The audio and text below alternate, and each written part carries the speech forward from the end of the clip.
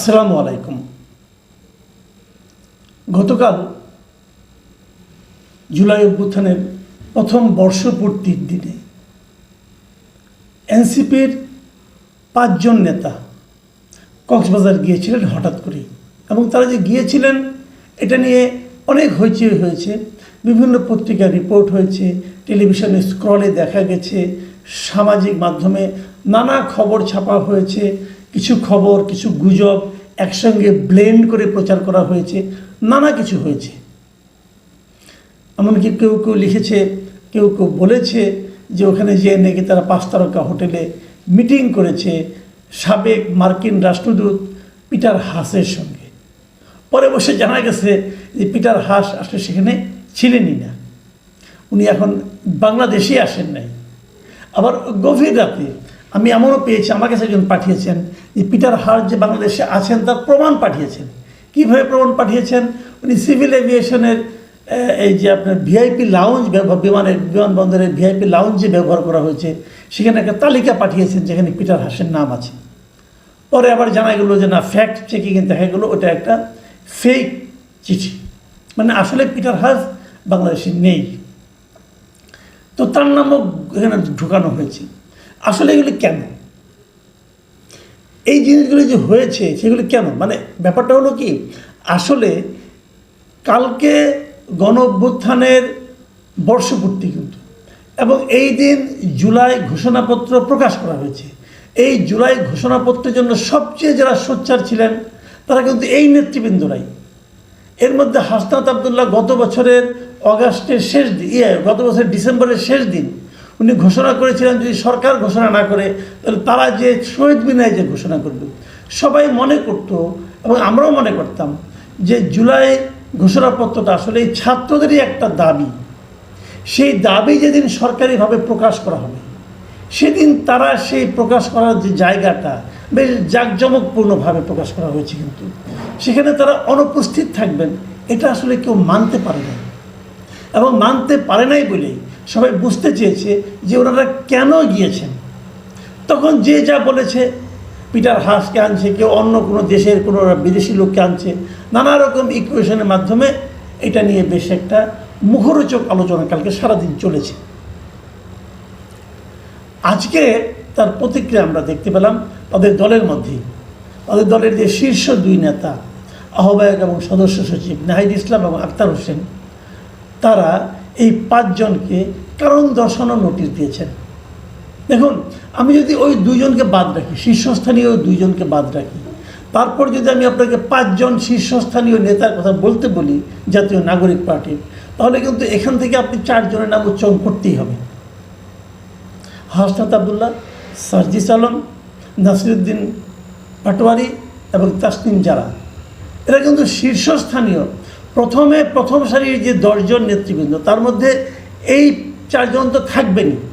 তাদের সঙ্গে আরও একজন আছেন খালেদ সাইফুল্লাহ, উনিও এই দলে যুগ্ম আহ্বায়ক, বাট উনি অতটা প্রমিনেন্ট হতো না। উনি আবার এই তাসনিম জারার স্বামী, যে কারণে এরাই 5 জন গিয়েছিলেন। কেন গিয়েছিলেন? নাসিরুদ্দিন পাটোয়ারি বলছিলেন জাস্ট তারা একটা বিনোদনের জন্য গিয়েছিলেন। তো ওই দিনই বিনোদন করতে হবে কারণ এটা চোখে লেগেছে, এই জন্য সবাই কিন্তু এগুলো বলেছে। এখন একটা দলের শীর্ষস্থানীয় 5 জনকে, যুগ্ম আহ্বায়ক যিনি আছেন খালেদ সাইফুল্লাহ, উনিও একজন গুরুত্বপূর্ণ ব্যক্তি, তো শীর্ষস্থানীয় 5 জনকেই শোকজ করা, এটা আসলে আমাদের দেশে এর আগে দেখা যায় না এরকমভাবে। আমি এটাকে অভূতপূর্বই বলবো। এখন অভূতপূর্ব কি ভালো অর্থে কি মন্দ অর্থে, এটা নিয়ে একটু কথা বলবো কয়েক মিনিট। তো এটার অভূতপূর্ব ঘটনা। কিন্তু এই 4 জন যদি দল ছেড়ে চলে যায় তাহলে দলটাই ঠিক মতো, মানে মানুষ চিনবে কিনা সন্দেহ হয়ে যাবে। দল টিকবে, দলটা ভালো মতো মানুষ চিনবে কিনা সন্দেহ, কারণ এরাই কিন্তু দলের মুখ। সেই যাদের দিয়ে দল উজ্জ্বল হচ্ছে সেরকম 5 জনকে তারা কিন্তু শোকজ করলো। এবং এই শোকজ করাটাকে কে কীভাবে নিল এবং এটা ভালো হলো কি মন্দ হলো, আমাদের কি অভিমত, এগুলো একটু আপনাদের সঙ্গে আমি শেয়ার করতে চাই। তার আগে দেখে নেই সেখানে কি লেখা হয়েছে। সবাইকে একই ভাষায় এই শোকজটা করা হয়েছে। শোকজে লেখা হয়েছে জুলাই অভ্যুত্থানের প্রথম বর্ষপূর্তি ও ও রাষ্ট্রীয় গুরুত্বপূর্ণ দিবসে আপনি এবং দলের আরও 4 জন কেন্দ্রীয় সদস্য ব্যক্তিগত সফরে কক্সবাজারে গিয়েছেন। এই সফর সংক্রান্ত কোনো তথ্য কিংবা ব্যাখ্যা রাজনৈতিক পর্ষদের কাছে আগে অবগত করা হয়নি। এমন অবস্থায় আপনার এই সিদ্ধান্তের কারণ ও প্রেক্ষাপট সম্পর্কে আগামী 24 ঘন্টার মধ্যে দলের আহ্বায়ক মোহাম্মদ নাহিদ ইসলাম ও সদস্য সচিব আক্তার হোসেনের কাছে সশরীরে উপস্থিত হয়ে লিখিত বক্তব্য ব্যাখ্যা দেওয়ার জন্য আপনাকে অনুরোধ করা যাচ্ছে। সবার কাছে একই চিঠি, এবং সেই চিঠি পাঠিয়েছেন দপ্তর সম্পাদক সালাউদ্দিন সিফাত। ঠিক আছে, এ পর্যন্ত ঠিক আছে। এখন আমি যেটা বলছিলাম, এই ঘটনাটা কি প্রমাণ করে? আমাদের এই দেশে কিন্তু এই ধরনের শীর্ষ নেতৃবৃন্দকে শোকজ করার ঘটনা খুব কম ঘটে, এবং ঘটলেও তার জবাবটা কী আসে সেটা আমরা কেউ জানতে পারি না। আমি এক্সাম্পল দিয়ে বলি আপনাদেরকে।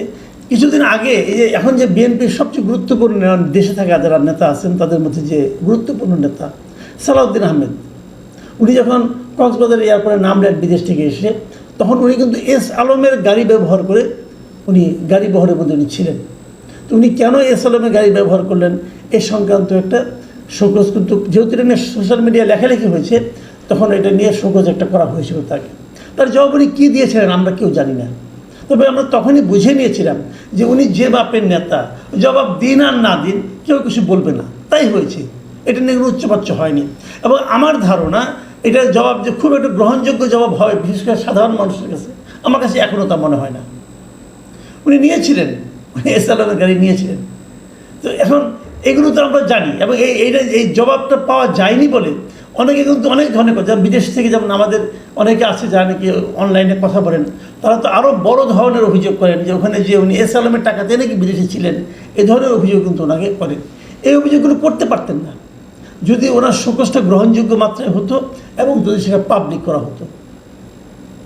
কয়েকদিন আগে এই দলের এএনসিপির, আপনার মনে আছে আরেকজন কেন্দ্রীয় নেতা তুষার, তার বিরুদ্ধে একটা অভিযোগ উঠেছিল, সে একটা নারীকে হেনস্থা করার অভিযোগ, এবং সেই অভিযোগের প্রেক্ষিতে, সেই নারীর লিখিত অভিযোগের প্রেক্ষিতে তাকেও কিন্তু শোকজ করা হয়েছিল। সেই শোকজের জবাব আমরা দেখিনি, আমরা জানতে পারিনি, কিন্তু তাকে দল থেকে বাদও দেওয়া হয় নাই। দেখা যাচ্ছে দলের বিভিন্ন প্রোগ্রামে উনি কিন্তু গুরুত্ব সহকারে উপস্থিত হচ্ছেন, উপস্থাপন তাকে করা হচ্ছে। তারপরও আমি বলব, একসঙ্গে 5 জন নেতাকে এই যে শোকজ করা, এটা গুরুত্বপূর্ণ এবং আমার কাছে খুবই ইতিবাচক। আমি এটাকে পছন্দ করেছি এই কারণে, এটা কিন্তু একটা উদাহরণ তৈরি হলো। দেখুন, এনসিপি একটা নতুন দল।